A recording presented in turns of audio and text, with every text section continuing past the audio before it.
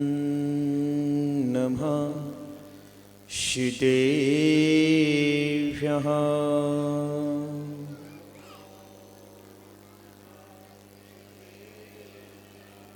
ॐ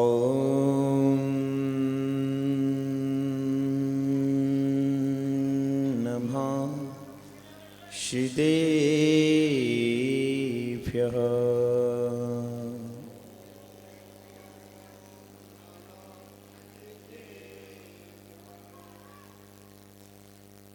ऋणमो अरिहन्ताणम्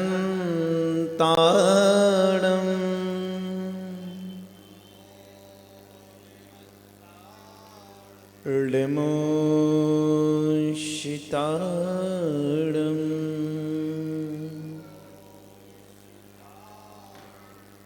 ऋणमो आयरियाडम्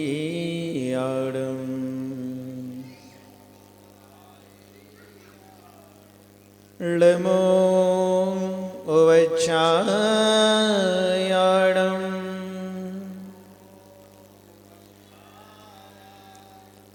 ळमो लोये शवशाहुडम्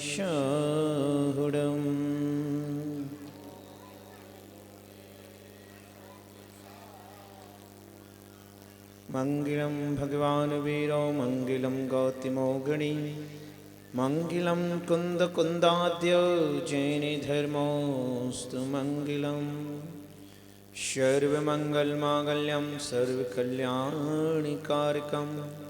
प्रधानं सर्वधर्माणां जैनं जयतो शासनं जैनं जयतो शासनं जैनं जयतो शासनं सरस्वती नमस्तुभ्यं वरदे कामरूपिणे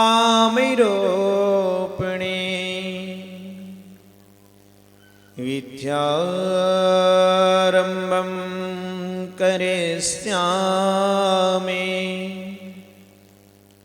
सिद्धिर्भवतु मे सदा सिद्धिर्भवतु मे सदा सिद्धिर्भवतु मे सदा। बोले अनंतानंद सिद्ध परमेष्टि भगवान की। बोले श्री 24 कल्पद्रुम महामंडल विधान की। बोलिए मूल नायक श्री चिंतामणि पार्श्वनाथ भगवान की। बोले परम पूज्य संस्मरणीय आचार्य वंशी विद्यासागर जी महामुनिराज के। बोले परम पूज्य गणाचार्य आचार्य भगवान श्री विराग सागर जी महामुनिराज के। बोले चर्या श्रवणीय आचार्य भगवान श्री विशुद्ध सागर जी मुनि महाराज के। बोले साक्षात विराजमान महाश्रवण उच्चारणाचार्य भक्तंबर महोदय आचार्य भगवान श्री विनम्र सागर जी मुनि महाराज के। बोले परम पूज्य निर्यापक मुनि श्री विज्ञ सागर जी मुनि महाराज के। बोले परम पूज्य आरिका रत्न विमल श्री माता जी के चतुर्विध संघ के। बोले दासंगमयी जिनवाणी माता के। सभी लोग व्यवस्थित हो जाएं। आचार्य कहते हैं इन जिन ग्रंथों में भगवान जिनेन्द्र की शरण को प्राप्त होना, आचार्य कहते हैं भगवान जिनेन्द्र की शरण को प्राप्त होना अपने आप में महान पुण्य का उदय है। क्यों? आपने आज विनय पाठ पढ़ा था। उसमें बहुत सुंदर लाइनें कवि ने लिखी हैं।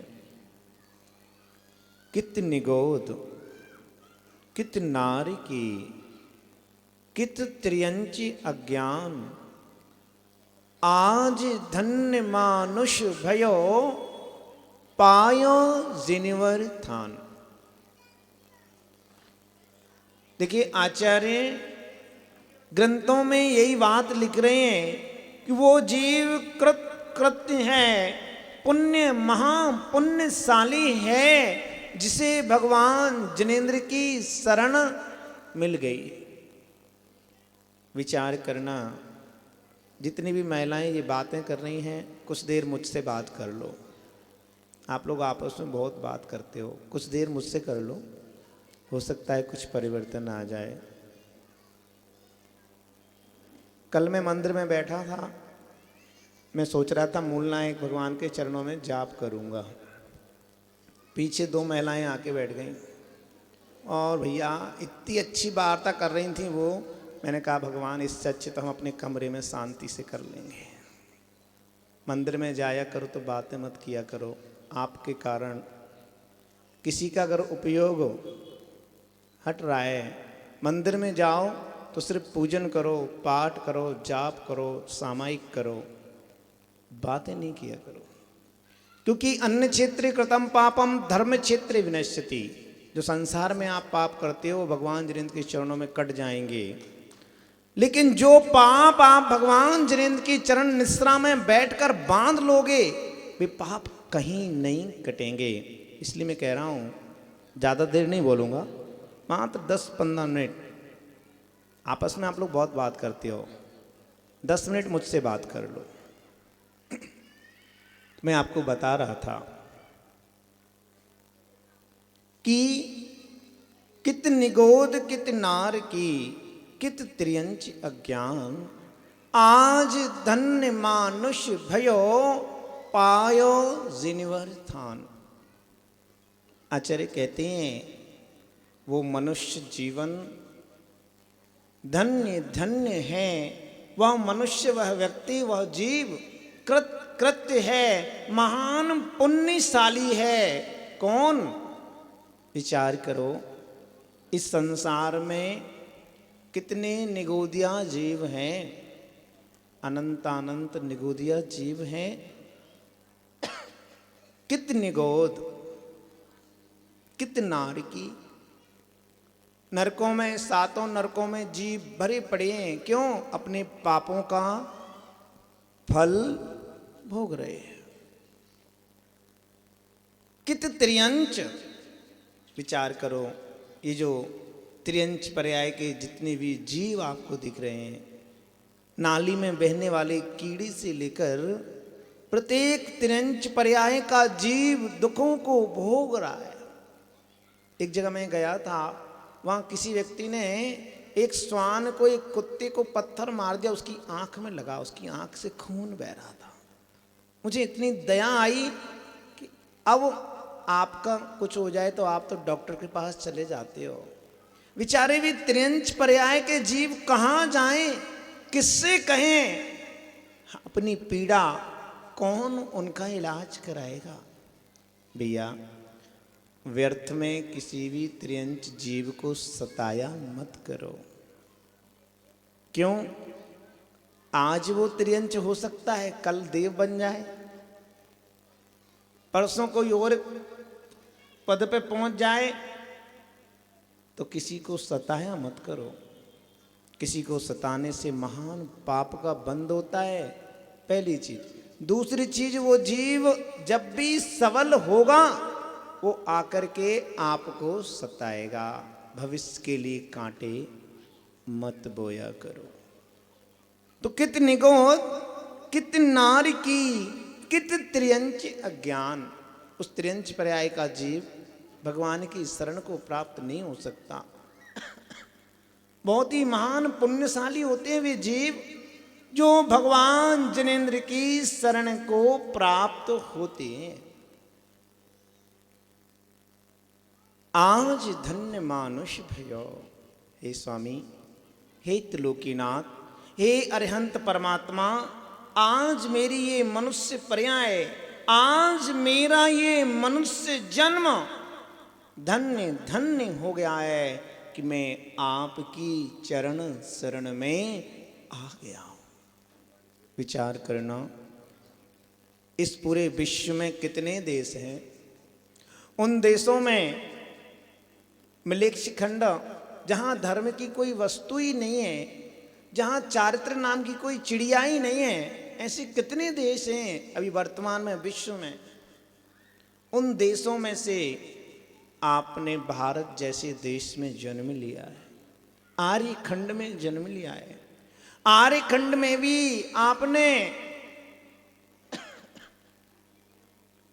जहां पर धर्म की गंगा बह रही है, ऐसी जगह पर, ऐसी जगह आपने जन्म लिया है।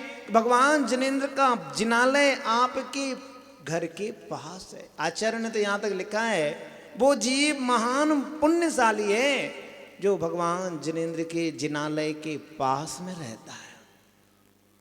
पूछो उन बच्चों से जो बेंगलोर में पढ़ते हैं, जो पुणे में पढ़ते हैं, जो हैदराबाद में पढ़ते हैं, जॉब कर रहे हैं, उनको मंदिर 5 किलोमीटर दूर है, किसी को 8 किलोमीटर, किसी को 10 किलोमीटर, वो प्रतिदिन मंदिर नहीं जा पाते। आप महान पुण्यशाली हैं कि आप भगवान जिनेंद्र के करीब हैं। वो भजन अभी गा रहे थे ना, वो बड़े खुश नसीब होते हैं आप। कौन आप यानी कौन?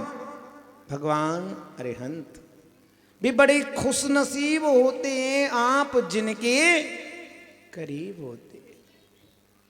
तो कितना पुण्य है आप लोगों का। आचार्य कहते हैं इस मनुष्य जीवन को व्यर्थ नहीं गंवाना। कुछ नहीं कर सकते हो तो कम से कम भगवान जिनेंद्र के दर्शन तो कर ही सकते हो। भगवान जिनेंद्र की चरणों में आकर एक पुंज तो चढ़ा ही सकते हो।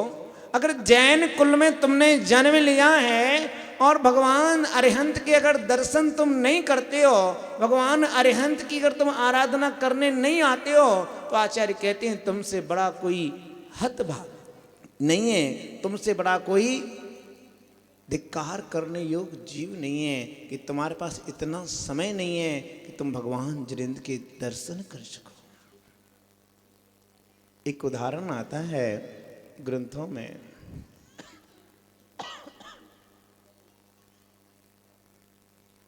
दो बच्चियां जो प्रतिदिन बाग में पुष्प चुनने के लिए, पुष्प तोड़ने के लिए जाती थीं।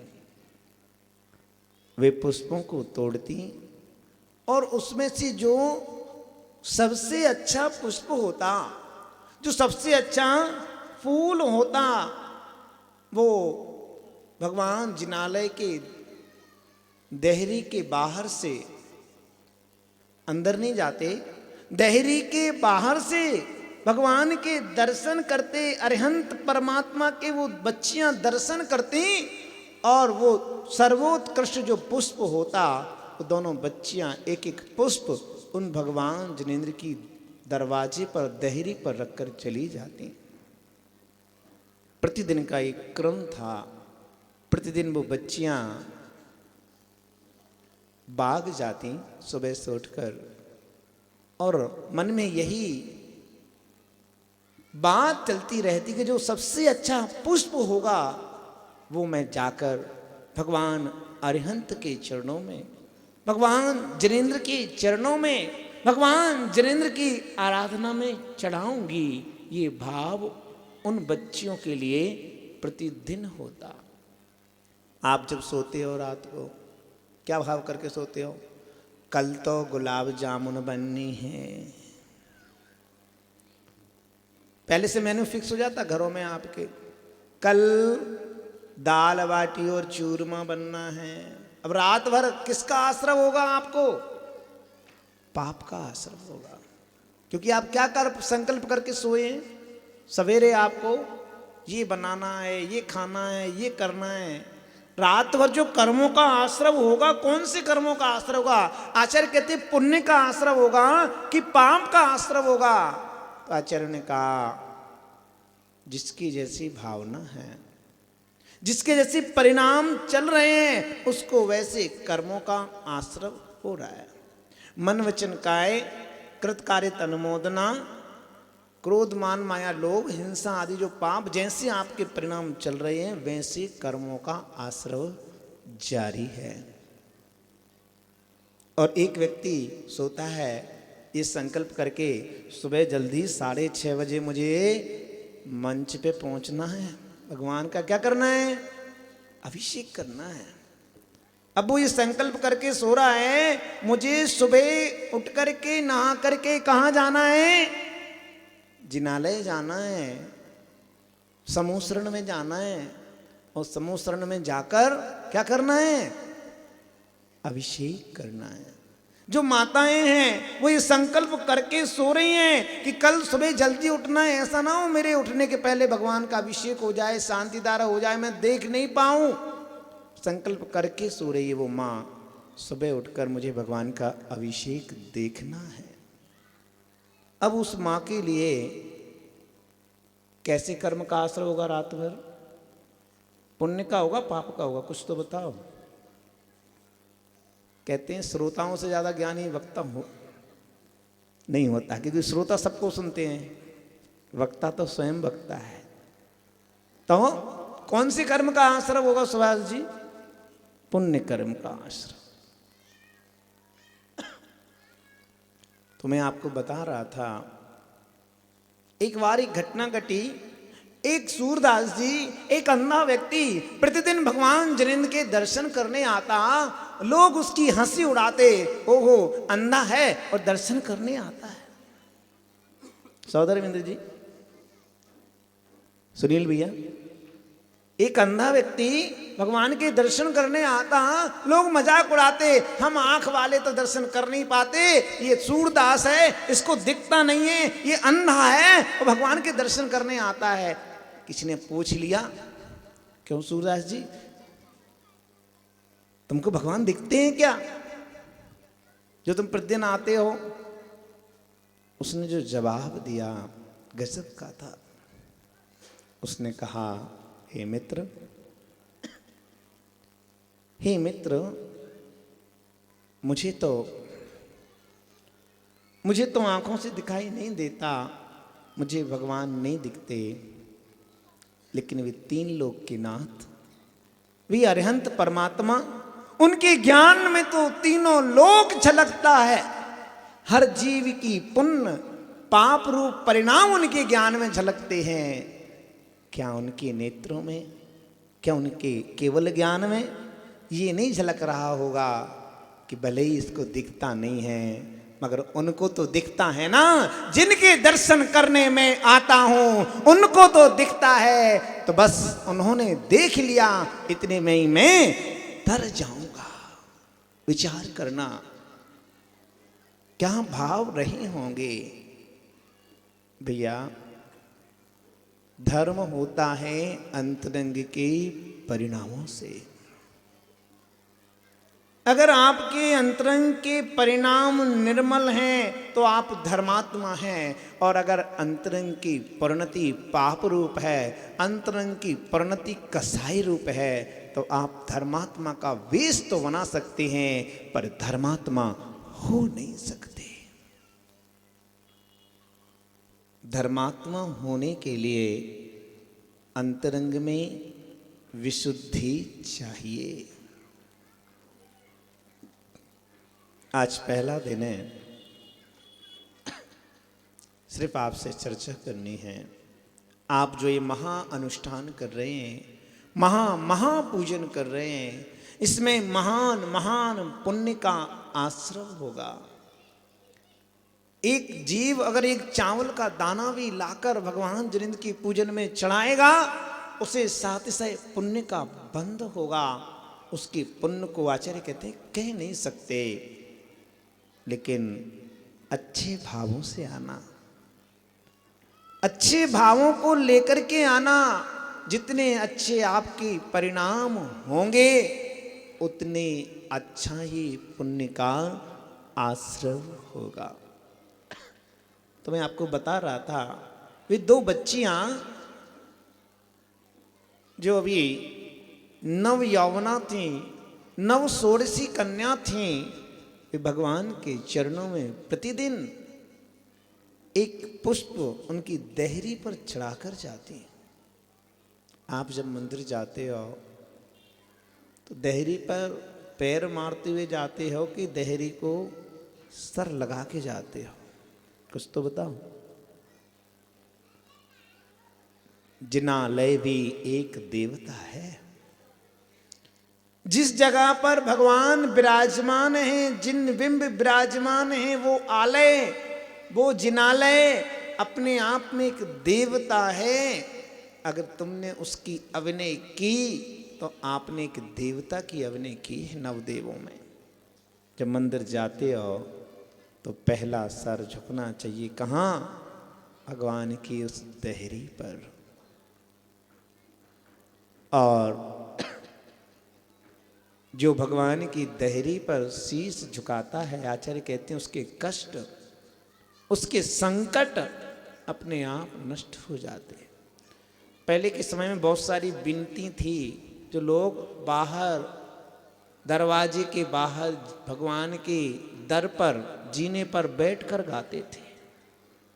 जीने पर बैठकर गाने से उस जीव के वे संकट दूर हो जाते थे।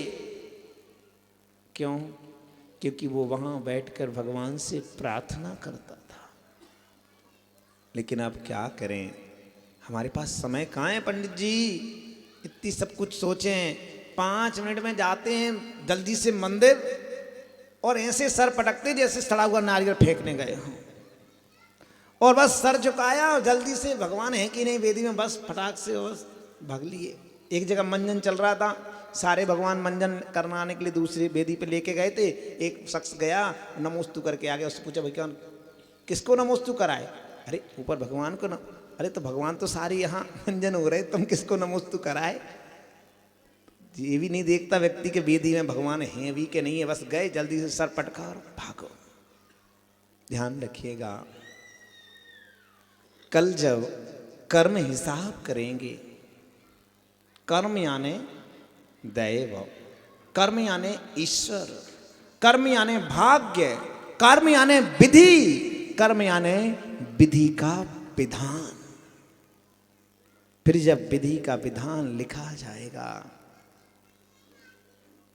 जब भी कोई पाप करते हो, ये विचार करना इन परिणामों का परिणाम क्या होगा। जो मैं पाप कर रहा हूं, जो मैं अपराध कर रहा हूं, इन परिणामों का परिणाम क्या होगा? और जब इन परिणामों का परिणाम सामने आएगा तब मेरा क्या होगा? इसलिए आचार्य कहते हैं पाप भी करो, एक बार विचार कर लिया करो कि इसका परिणाम क्या होगा। तो वे दो बच्चियां जो पुष्प चढ़ाती थीं, एक दिन फूल तोड़ने गईं, वहां कालिया नाग ने उन दोनों बच्चियों को डस लिया। लेकिन परिणाम थे, अरिहंत की पूजन के लिए क्या लेके जाना है? मुझे पुष्प लेकर जाना है। सुंदर से सुंदर उत्कृष्ट उत्कृष्ट पुष्प भगवान को चढ़ाना है। एक व्यक्ति ने कहा पंडित जी कैसी द्रव्य से पूजन करना चाहिए? मैंने कहा भैया अगर तुम्हारी शक्ति एक मुट्ठी चावल चढ़ाने की हो तो एक मुट्ठी चावल चढ़ा आना, आपका कल्याण हो जाएगा। अगर तुम्हारी शक्ति बासमती चावल चढ़ाने की हो थाल भर के, तो एक थाल भर के चावल ले जाना और भगवान श्री के चरणों में भक्ति से चढ़ा देना, तुम्हारा कल्याण हो जाएगा। अगर तुम्हारी शक्ति श्रीफल सजाकर, थाल सजाकर भगवान की आराधना करने की हो, आप एक थाली में 5, 7, 11 श्रीफल सजाना, अर्घ सजाना और भगवान अरिहंत के चरणों में जाकर चढ़ा आना, तुम्हारा कल्याण हो जाएगा। अगर तुम्हारी शक्ति और अच्छी हो, चांदी के पुष्प, चांदी की सामग्री से उससे भगवान की अर्चना करना, आपका कल्याण हो जाएगा। मगर ऐसा नहीं करना, खाने के लिए बासमती और चढ़ाने के लिए कंट्रोल के मत लाना। खाने के लिए बासमती और चढ़ाने के लिए कंट्रोल के मत लाना।